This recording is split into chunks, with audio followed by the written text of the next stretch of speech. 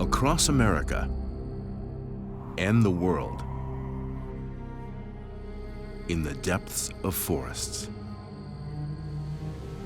is an elusive man-like creature.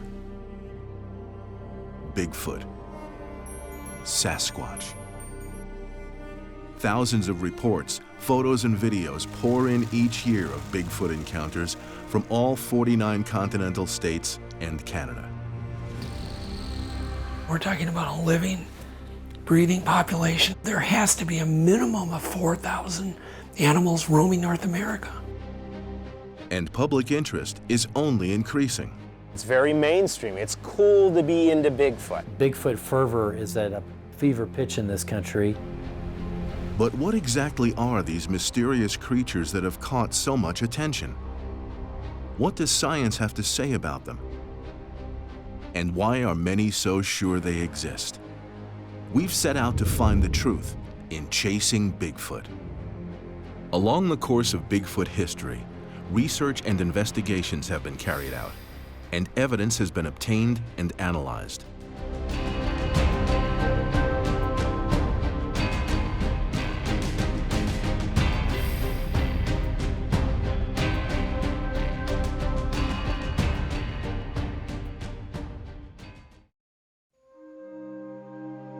Compared to any other cryptozoological creature, Bigfoot has more potential evidence in support of its existence than any other cryptid. Starting in the mid-20th century, investigators have dedicated their lives to Bigfoot, have compiled a large database of information, and many more researchers and organizations have gathered their own evidence. Derek Randalls is a co-founder of the renowned Olympic Project, located in the Pacific Northwest. It's an association dedicated to documenting the existence of Bigfoot. The Olympic Project started about 9 years ago. And when it started out as a comprehensive, aggressive camera trap program. And then over the last 7 or 8 years, it's morphed into this study project now. Documentation's everything. And what I mean by that is if we say find a good set of tracks, a set of tracks that we deem very possible, then we will take that set of tracks and we will document everything we possibly can about that set of tracks. Throughout Bigfoot history, there has been numerous documentations of a certain type of evidence. Evidence that has given Bigfoot its nickname. Evidence comes in many forms. Footprint casts, I think, are some of the most compelling types of evidence. When you have actual tracks on the ground, you have evidence. You have something tangible to look at and study.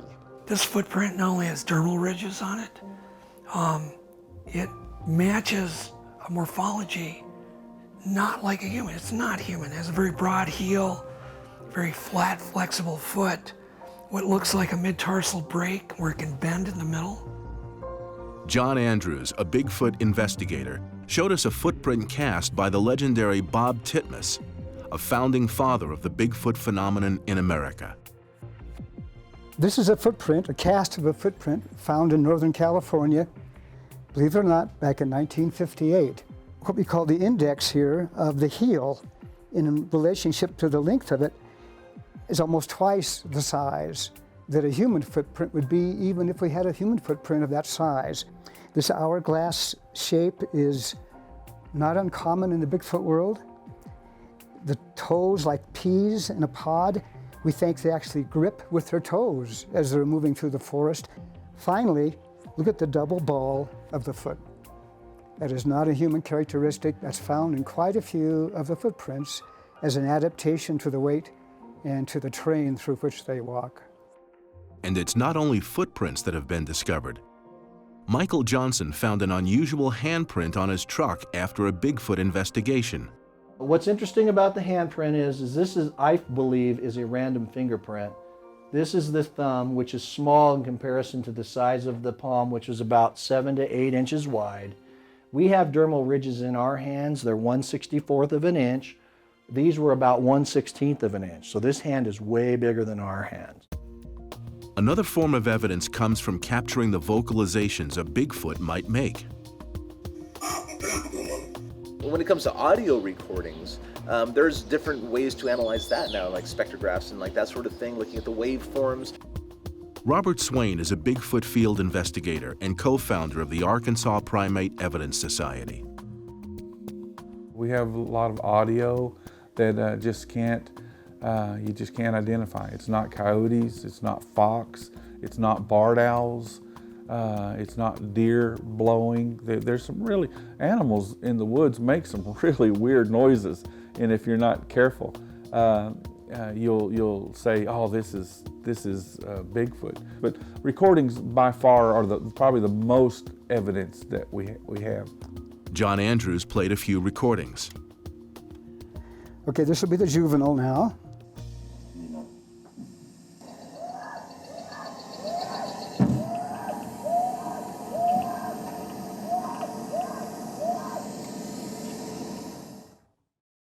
The second call came not long after.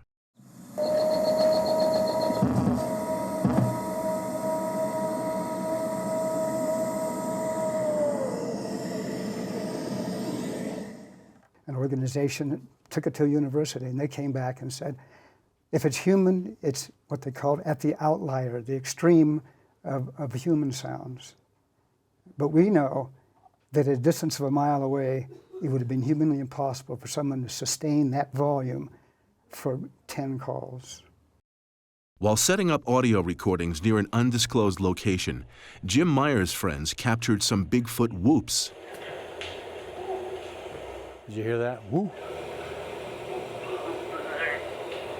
That laughter was not these two guys.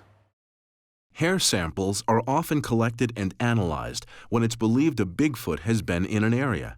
Doug Hychek analyzes the morphological characteristics of the potential Bigfoot hairs he receives. When I get a Sasquatch hair, one of the first things that I look for is I'll look for a tapered end. If it has a tapered end, then I'll make sure and identify it that it has human scaling. The other thing that's odd about Sasquatch hairs is the fact that they have very little or no medulla, which is the pigmented core. There are other ways of gathering biological evidence. John Kirk is an active cryptozoological field investigator and the president of the British Columbia Scientific Cryptozoology Club. There have been strange piles of scat found in the wilderness that do not correspond to any known animal. Well, one of the great things about poo is that you're going to have linings there from the inside of the intestinal tract and the stomach tract, which yield DNA. It's a rich provenance of DNA, but in there at the same time is the DNA of the animal it ate. So it's going to be a hard time, and it's still our number one duty, aside from finding a dead Bigfoot, is to obtain that kind of physical evidence, where at least from the DNA sequencing, or perhaps from analyzing blood specimens and blood types, we'd be able to find out something more about this particular creature. But the lack of substantial physical evidence raises questions. You ever found a bear skeleton out there? No. Ever found a wolf skeleton out there? No. Ever found a cougar skeleton out there? No. All of these things are real animals. They occur in our region. They occur all over the Pacific Northwest, where Bigfoot, as the Americans call it, occurs. And yet people don't find the skeletons and bones very often of animals that we do know about. The physical reality of Bigfoot has never really turned out. There's no body, there's no hair, there's no feces. Now, it's very hard to prove that something does or doesn't exist. Besides physical evidence, there are also photographs or videos. When it comes to photographic evidence of Sasquatches, you need some scale items. You need to know a little bit about the background and credibility of the witness. In this photo here, you have an individual with gray skin peeking over this small tree. The Yellicks got this photo. The individual rock-clacked. He turned with his camera, took the photograph, and got the picture. One of the most famous and controversial images of Bigfoot came from the Patterson-Gimlin film. If I have to base it on that film, the animal walks on two legs. You know, it has fully like disjointed limbs. That means, you know, a dog has his limbs on the side, but this has like what you would say great ape limbs. You know, it's covered in hair. Now, there's another feature. Her neck turns like a human's, and we have our head balanced on our spine, so we're able to turn it like 90 degrees in both directions. Great apes can't do that. So right now you're looking at a number of characters that are human-like. So if that creature in that film is real, and it's not a man in a monkey suit, it's very close to humans. You can see the muscles moving. You can see a possible hernia or an injury on its thigh that bends and flexes and pops out exactly at the right time. There are breasts on the creature. The hairline makes perfect sense. You can see all the muscles in the back, the legs, the calf, the tendons, all moving. I mean, there was no technology back in '67 to do that kind of thing. Derek Randalls shared a thermal imaging video depicting 2 possible Bigfoots.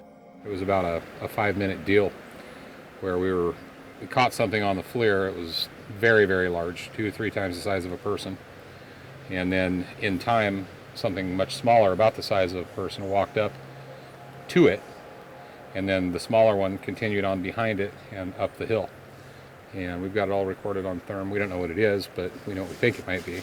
There are a number of pieces of video footage, although a little more low res, that also pass muster. The Freeman footage, the Memorial Day footage. There's other ones also. And to say there's never been, you know, video or film of these things, that's just really not a true statement. We have 50 to 60 years worth of data of people having encounters, whether they've seen them, heard them, or had some kind of physical evidence. We could mine that data now. Big data can point us to certain directions, and with the tools and the software now, we can visualize it a lot easier. So you don't have to be a mathematician now to aggregate this data and make sense of it. However, some believe that the scientific community is not taking Bigfoot seriously.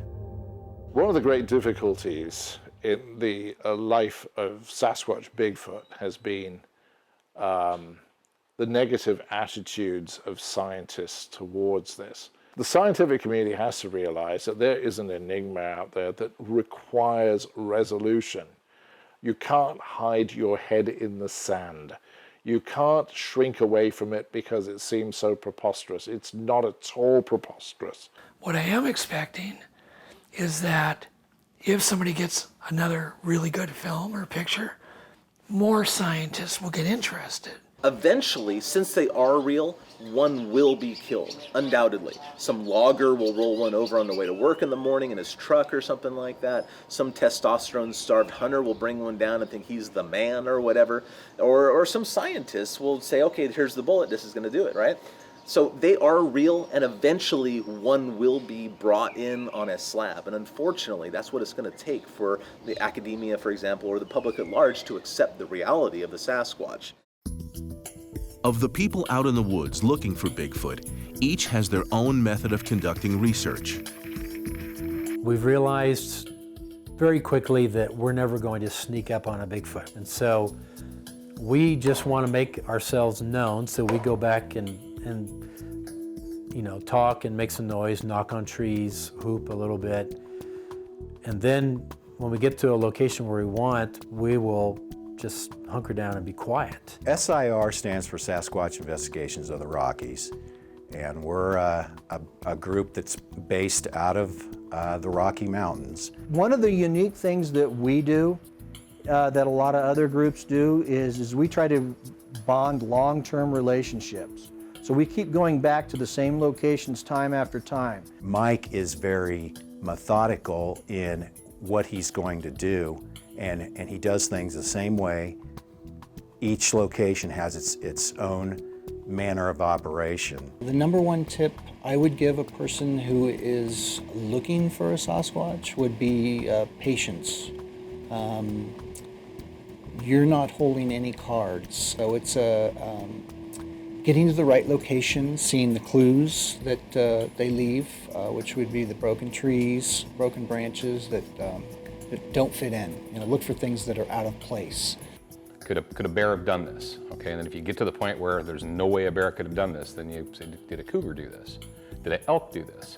And so we start eliminating all of the indigenous animals that are in that area, and then we look at man. Could man have done this?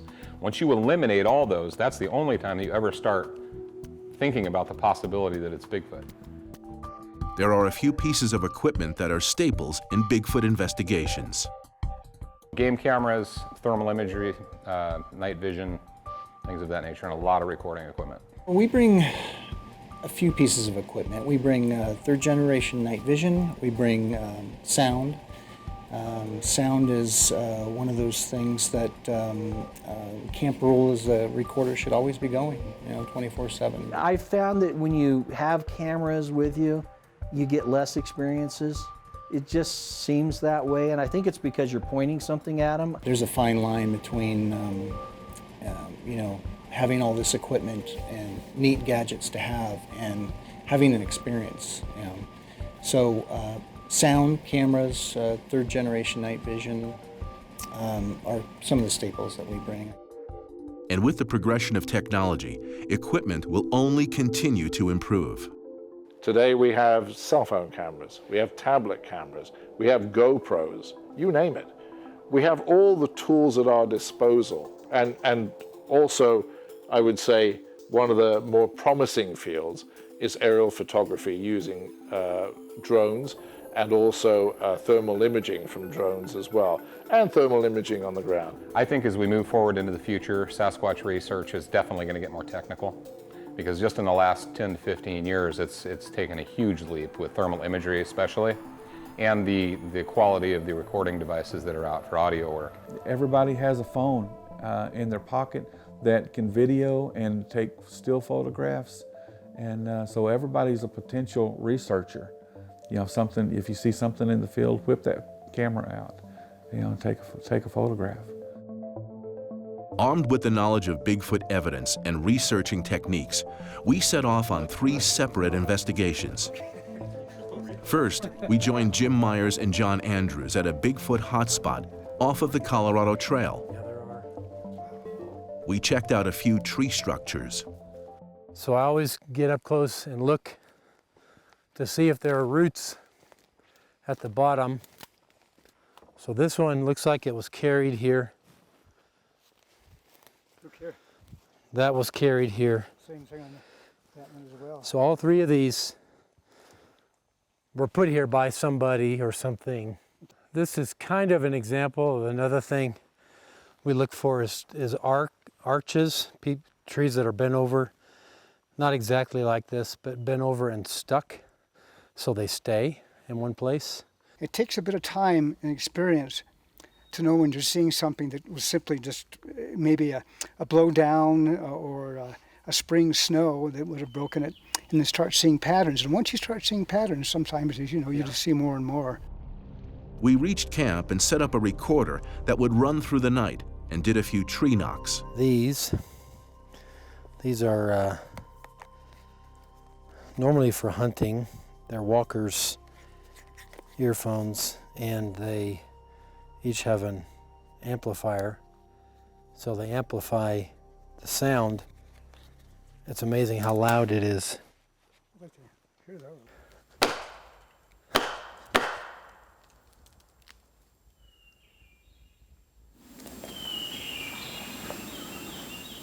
Did you hear that? That could have been a reply. Let me try again.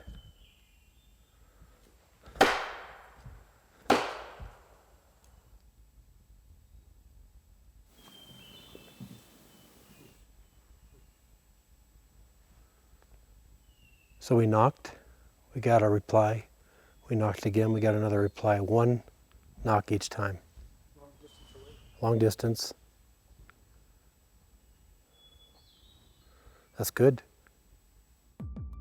After being welcomed into the world of Bigfoot with a few tree knock replies, we joined Shane Carpenter to scope out an area of southern Missouri where he's been researching a family of Bigfoots. And they tend to come up right through here. Typically, I find prints or compressions. Here's a possible compression right here. Actually, there's the big toe, there's a second toe, there's a toe. Here, you can see that's been smashed down. We came across other strange things, such as stick structures that have moved and a feather that inexplicably had been placed in a bottle since Shane and his partner left them out. More possible trackways, and an interesting find. Look at that rock, it's standing up on end. Standing up on its own. That was smashed down into that. If you look right here, here's a really good compression. Another 9-inch. You got a foot, you got a foot. That rock was smashed down into that. So does it not look like something was squatting here, possibly? Smashing that with the rock? Finally, we joined Michael Johnson and Scott Barta of SIR, Sasquatch Investigations of the Rockies, on an expedition in the southern Colorado Rockies, where there are many typical signs of Bigfoot's presence and multiple sightings. After setting up camp, we brought a bowl of strawberries to a creek bed to offer any nearby Bigfoots. There's lots of raspberries up here, so we're just bringing a bigger, better berry. Right there. We went on a hike looking for signs of Bigfoot.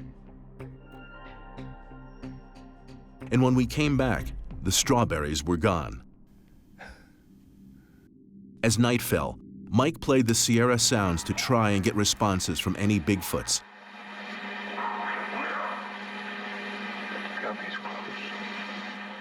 And we went back to the creek bed to leave some meat. In the morning, the meat was barely touched. Surprising because I expected it to be eaten if they're here, and it's not, but not really anything ate it, which kind of tells me they're not too far, because nothing else is eating it. Michael and Scott took us to a potential Bigfoot nest, an area where they might have babies. All right, we're here. This is the spot where I found the nest, which is a really cool piece of Bigfoot evidence. The nest was made with care and intelligent forethought, the branches of soft balsam having been ripped from the trees at a height of 4 to 5 feet. There were no claw marks on the trees, and amazingly, Michael found a few strands of hair in the nest, and we sent them, along with video, to be analyzed by Doug Hychek in his laboratory. Morphologically, the pigmentation of the hair was darker at the bulb and tapered at the end, suggesting a large mammal such as a deer, but he could not rule out Bigfoot. Perhaps the hairs belonged to a prey the Bigfoot brought for its young. Regarding the nest itself, it was one of the best Hychek has ever seen. All other animals except for humans and Bigfoots would have gathered branches and material from the ground, not ripped them from trees. This was the best piece of evidence we found in our search for Bigfoot. After half a century of research and our own investigation, the question of Bigfoot's existence remains a mystery.